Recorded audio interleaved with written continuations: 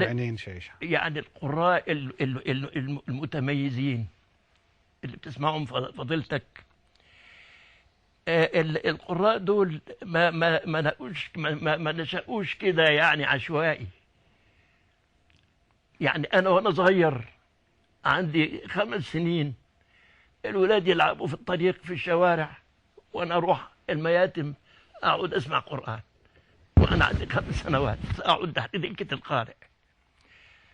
بدأت يودوني المدرسة، أهرب من المدرسة وأروح الكتاب عشان القرآن. يعني بيبقى القارئ مولود مع القرآن، القرآن يعني في دمه القرآن. لما نيجي نقعد يعني 70 سنة 80 سنة دلوقتي مع القرآن حاجة يعني. وبعدين بقول يا رب ده تكريم كبير، يعني انك كرمتني باني طولت عمري لغاية ربنا يطيل عمرك. كل القرآن يعني قرآن. ما كانتش حرفة وما كانتش صنعة، لا ده عايش القرآن. أقول لسعادتك على حاجة. الشيخ الحصري يعني حاجة غريبة كانت، يعني يفعلها هو ولم يفعلها أي قارئ. الليالي اللي احنا كنا بنسهر فيها في المياتم وكده، كان يقرأ القرآن ورا بعض من أول القرآن لآخره. يقرأ في الليلة دي هنا، يقرأ مثلا الربع الأول من البقرة والثاني، يروح تاني يوم الثالث والرابع. يقول يا شيخ محمود القراء أغلبهم بيقرأوا القرآن في مواضع يعني كثيرة، كل واحد بيختار الموضع اللي يرتاح له ويقرأ منه. إنما هو ما شاء الله كان يقرأ القرآن من أوله لآخره. دي الميزة دي كانت فيه، ودي مش موجودة في أي ده تمكن، لأن هو اللي بيحدث إيه؟ إن طبعاً. معظم هو بيختار جزء بارع فيه أو المعنى بيحبوا الناس، لا سهل أو قصة. الشيخ الحصري بينظر للمصداقية اللي بيقرأ القرآن لوجه الله، وأي جزء هيقرأ فيه هيوصل نفس التأثير. هو كمان بيستفيد منه، لأنه بيراجع ورد حاجة جميلة. عمري ما شفت واحد قارئ بيقرأ من أول القرآن لآخره في المئات. كل ما أروح ليلة معاه نروح مع بعض نبص الاقيه بيقرا ورا. قلت له انت مش امبارح كذا؟ قال لي ما هو انا بقرا القران من اول لاخر. ما شاء الله.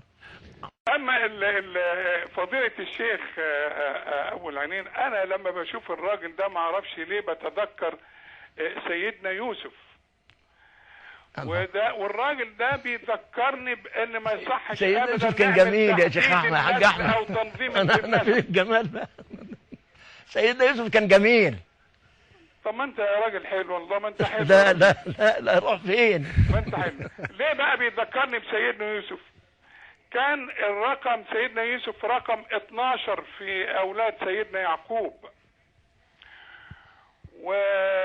وده رقم 11 او 12 في الاسره بتاعت فضيله الشيخ ابو العينين. وكانت امه انا الثاني عشر. كانت امه عايزه تسقطه لضيق ذات اليد. ايوه، حاولت المستحيل علشان تتخلص مني وانا رابض في احشائها، علشان العالم الاسلامي يفقد رجل عالم زي ده من القراء العظام. حكمة ربنا ترمي نفسها من فوق وتشيل حاجات ثقيلة، هو عشان يحضر معانا ويكرم الشيخ. اني انا انزل ما فيش فايدة. محمود خليل الحصري، الله يرحمه. ما تقول لهم يا راجل انت اصلك ايه وفصلك ايه، ما تقول لهم يا راجل يا شيخ ابو العينين. طب نرجع لفضيلة الشيخ محمود خليل الحصري يا شيخ احمد. الشيخ خليل الحصري والله انت اتعلمت على دي حاجة؟ مش انا بس، ده الملايين اللي عاوز يتعلم مخارج الحروف المظبوطة. اولا الخشوع في القرآن. ايوه. بيقرأ لله، مش علشان منصب او علشان مال او علشان اي شيء. علشان كده بتصل الايات الى القلوب. الراجل ده علم العالم، الامة الاسلامية في جميع انحاء الارض كيف تقرأ القرآن. والقرآن المرتل اللي ما كناش عارفينه كمصريين او سعوديين او يمنيين او ما نعرفش الكلام ده. كنا بنعرف القرآن المجود اللي يتلوه في المآتم. الراجل ده علمنا ازاي نقرأ. ازاي نفهم الكلمة، ازاي تؤدي الكلمة، اذا كانت سؤال يؤديها سؤال يعني الراجل ده فلتة من فلتات الزمن. نرجو انه ربنا يعوض علينا بواحد اخر، ولو ان الشيخ برضو ابو العينين برضو علم من اعلام القراء صوتا وضبطا، وشيء جميل جدا والله، يعني حاجة جميلة جدا جدا. يا حاج احمد، يعني انت صديقي وحبيبي، يعني ما تقولش فيا حاجات كتير، يعني انا اقل واحد. الشيخ خليل، الشيخ رزق خليل حبة رحمة الله عليه الله يرحمه، كان نجار، لما سمعك اتعلم القرآن وبقى شيخ المقارئ المصرية. نعم، هو اللي ذكر هذا، يعني هو اللي ذكر هذا. اهو في بلدهم، كنت في ميتم عندهم في البلد، كان بيشتغل نجار سوائي وحاجات زي كده، فطلع قال والله لازم. كان عنده كام سنة افندم؟ ساعتها كان عنده كام سنة؟ كان عمره 17 سنة، لسه صغير. الشيخ رزق كان شباب لسه في البلد، حفظ القرآن على كبر. الشيخ رزق حفظ على كبر، فقال والله لازم اطلع اقرا زي الواد اللي بيقرا ده. انا صغير، انا كمان صغير. فقرأ شوية حتى دخل الإذاعة، وقرأ في الإذاعة كذا شهر كده وسابها، اتجه للعلم بقى، ووصل لغاية شيخ عموم المقارئ، وكان عالم حجة. الشيخ رزق الله يرحمه رحمة الله عليه. يا شيخ أحمد، على كل حال أنا مش هاخد من وقتكم كتير، لكن المقولة المعروفة: نزل القرآن في مكة وقرئ في مصر. طبع في اسطنبول. والله طبع في اسطنبول. في اسطنبول. اشكرك جدا والله يا دكتور عاطف. الله يكرمك يا شيخ، وانا سعيد اللي بشوفك وبسمعك. ما كنت عايزك تقرأ لنا حاجة كده نسمعك. كنا عايزين يبقى معانا هنا. لا ده يعني ده بقى انا صايم. لا انا عايزك تقرأ عشان يمكن الشيخ ابو العينين يطلع لك غلطة ولا حاجة. هيطلع لي 100 غلطة. ما هو واذا قلت كويس هنديك جايزة. ده واعر زي الصعيدة ما بيقولوا، واعر. شكرا يا فضيلة الشيخ احمد. شكرا يا حاج احمد. شكرا يا حاج احمد. اشكرك جدا، اشكركم جدا والله. اشكركم. السلام عليكم ورحمة الله وبركاته. وعليكم السلام ورحمة الله وبركاته. دائما يقرأ، مطلع دائما. الشيخ محمود الله يرحمه كان دائما مطلع، يقرأ كثير يعني في الكتب الدينية والكتب الإسلامية والحاجات دي كلها، فدي نفعته في الكتابة. وما حد يعني الموضوع مش معاه موضوع شهادات، موضوع ان انا بقرا وبعدين عنده يعني ادراك في علوم القران. الشيخ محمود عنده يعني حساسيه، يعني زي نشأ مع القران، من صغره هو مع القران.